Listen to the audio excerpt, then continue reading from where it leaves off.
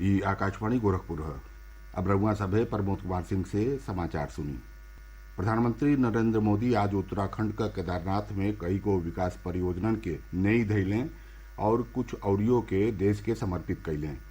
प्रधानमंत्री श्री आदि शंकराचार्य के समाधि और मूर्तियों के भी अनावरण कैलें। एह मौका पर लोगन के संबोधित करत श्री मोदी कहलें कि भारत का सफलता अब पुरहन मापदंडन पर आधारित नहीं हो। वहां के जोर देके कहनी कि भारत अपने सेना के आत्मनिर्भर बना रहा हो। प्रधानमंत्री कहनी कि एक भारत श्रेष्ठ भारत कार्यक्रम राष्ट्रीय एकता के दर्शावेला और उन्हें गोवर्धन पूजा के दिने बाबा केदारनाथ के दर्शन के सौभाग्य मिलल हो। राष्ट्रीय एकता की ताकत को बढ़ाने वाला एक भारत श्रेष्ठ भारत का भव्य दर्शन सहज जीवन व्यवस्था का हिस्सा था। बाबा केदारनाथ के दर्शन करके हर श्रद्धालु एक नई ऊर्जा लेकर जाता है। आदि शंकराचार्य की विरासत को, इस चिंतन का आज देश अपने लिए एक प्रेरणा के रूप में देखता है। प्रधानमंत्री भारत का महान आध्यात्मिक ऋषि परंपरा के याद कैलें। वहां के कहनी कि भारतीय दर्शन में मानव कल्याण प्रमुख हवे। श्री मोदी रामचरितमानस का एगो चौपइयों का उल्लेख कैली। वहां के कहनी कि बाबा केदारनाथ का शरण में उन्हें ऐसने लागत हो।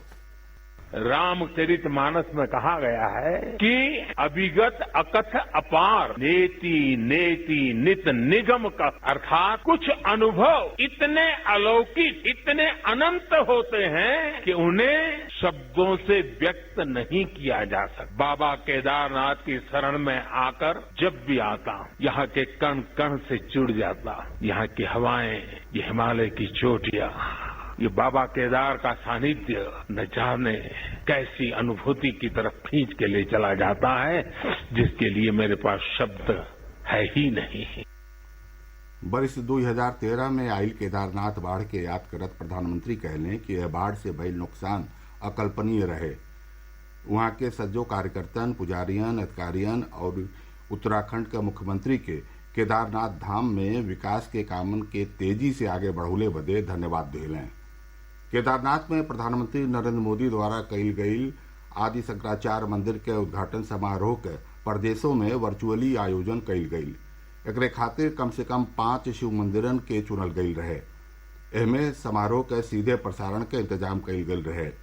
मथुरा, अयोध्या, वाराणसी, प्रयागराज, बरेली, लखीमपुर खीरी, अलीगढ़ और गोरखपुर जैसन प्रमुख धार्मिक शहरन में खास पूजा का आयोजन कईल गईल रहे। गोवर्धन का त्योहार आज प्रदेश का अलग अलग हिस्सन में श्रद्धा के साथे मनावल जा रहा हो। ये त्योहार दिवाली के अगला दिन ने मनावल जाला। मथुरा और वृंदावन के मंदिरन में आज भिन्नहिए से भक्त लोग बढ़हन संख्या में पहुंच के गोवर्धन पूजा कर रहा हवे। प्रदेश के ऊर्जा मंत्री श्रीकांत शर्मो आज मथुरा में गोवर्धन पूजा में शामिल भइले। वहां के गोवर्धन का परिक्रमा कैली और प्रदेशवासियन के त्योहारे का बधाई दिली। आज दिवाली महापर्व का चौथा खास त्योहार अन्नकूटो मनावल जा रहा हो। यह मौका पर अयोध्या में खास उत्साह हवे। ब्यौरा हमरे अयोध्या प्रतिनिधि से।